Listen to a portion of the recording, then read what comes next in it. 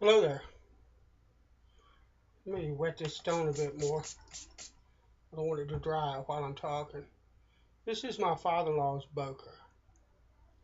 And if you look at it,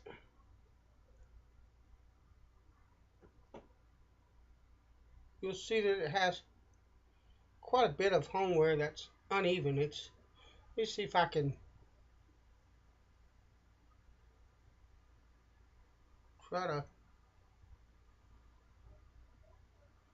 if you look at that, it's narrower here and gets wider here and then narrows back out. Not quite as narrow as down here, but narrows back out here. And if you look at this side, you'll see, if I can get it in focus, the bevel is fairly even.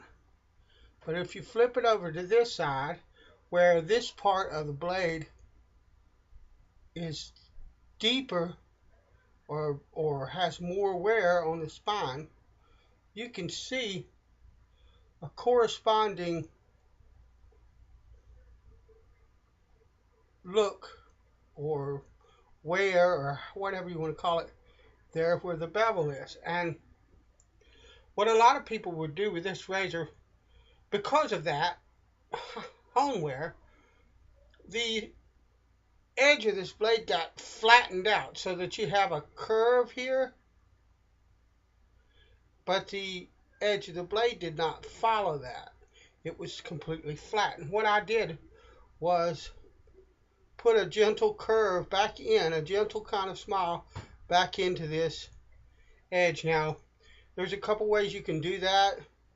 I recommend Caleb McCullough. He has a video showing how to do that. Basically, what I did, because there was no frown in the blade, it was just straight, is lightly bread knifed. I know a lot of people, oh, you bread knifed that blade. No, that's horrible. Whatever. You do yours and I'll do mine. In my opinion, you got to remove steel till you get it where you want it, regardless of the method you use. The thing about the bread knife is you're going to have to put a much heavier, you're going to have to spend a lot more time getting the bevel back. But that's neither here nor there. If the thing had had a frown, I would have done it another way. But because it was just such a light kind of flat, and all I had to do was put a light smile back into the blade, I chose the bread knife. Do with that what you will. I don't really care. But anyway, now what I could do with this blade is tape the edge, and then I could put it on this stone. This is a Suhiro 1200.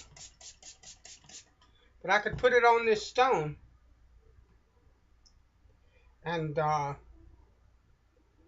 grind away at the spine until all of that homeware was even. But I don't think you can see it, but it's got a design on the blade. It's got a ship, USS St. Louis, or SS St. Louis.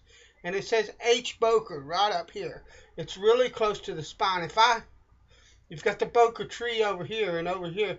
If I go, there's a flag that's already on the deck of this ship that's already a part of it is gone because of this spine wear. I don't want to destroy that anymore, and I have to, one. And two, this was my father-in-law's blade, so it's a family heirloom. And since I hone with tape, pretty much always, unless it's a gold dollar, this is my father-in-law's homeware, pretty much, on this blade.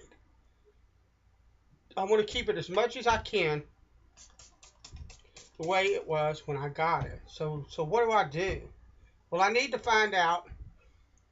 I hone with a layer of tape, and a layer of tape on this blade, the way that it was, I had no issues whatsoever in getting a bevel on it. But I don't know what's happened now, what's changed because of the slight curve that I put in this blade. So what I'm going to do is I'm going to take some Scotch 700, which is the tape I use. I think a lot of guys like the 3M77. Knock yourself out. Whichever tape you like is fine if you use tape. Just use the same kind of tape, same brand and all of that every time, and you'll be good. But I like the 3M, the Scotch 700, because it is really, really thin. In my opinion, thinner than the 3M 77. But anyway, what I'm going to do is I'm going to tape this blade, because that's the way I always hone this razor. And I'm going to take a marker. In this case, it's red because that's what I've got. And I'm going to mark this edge on both sides of the blade.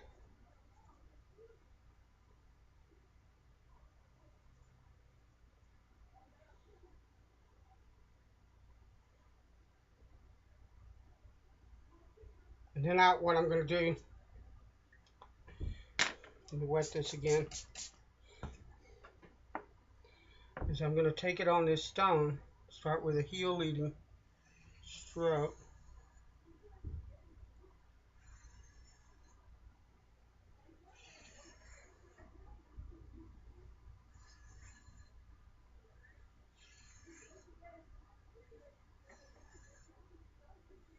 And I'm going to do about 5 passes on this stone. Now, let's look at that.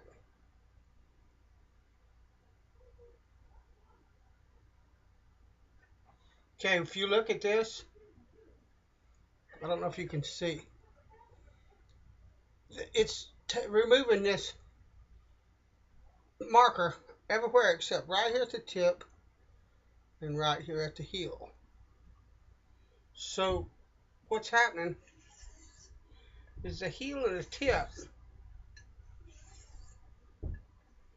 are pretty much lifted off of this stone. Now, a couple of more passes like that and a look at this, and on this side of the blade, it's coming all the way to the edge, and it's risen up a bit more here. So I'm confident that I can take this blade now and watch. I can do a rolling X,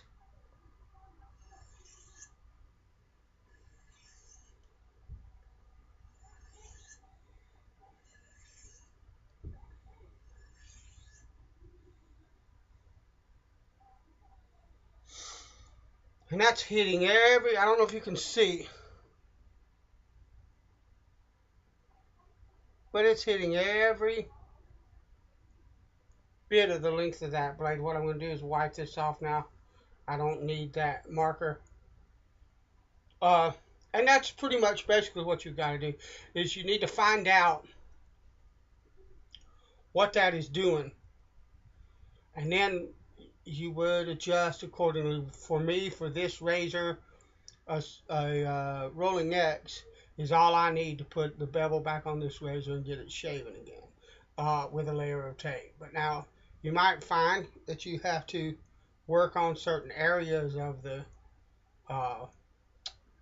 bevel a little bit more than others, give them a little bit more attention, and then come back with X strokes to kind of even all of that out. You might find you have to play with tape and stuff like that. And in my opinion, when you start building up tape in different areas of the blade, what I would do, unless it was a case like this where it's kind of an heirloom kind of deal and I don't want to wear it too bad, what I would do is tape the edge and straighten out the geometry issues with the spine. If it was more than a rolling X stroke or paying just a little bit more of attention to certain parts of the blade, could handle to straighten everything out and get it honed right, and a bevel set on it and all of that, then I would work on the spine. But I'm pretty well satisfied with this, that all I got to do is rolling X and I'm good to go. So that's pretty much what you've got to do. That's how you find out what's going on with a blade. Now, if you want to use tape like I do, you can. Or if you prefer not to use tape, You can do that. It doesn't make any difference. It doesn't change the way this works. That's pretty much how you figure out what's going on at the edge and whether or not you can simply deal with the problem or whether you have to go deeper on a solution. So God bless you. Thank you. And I'll talk to you later. I got a razor to home.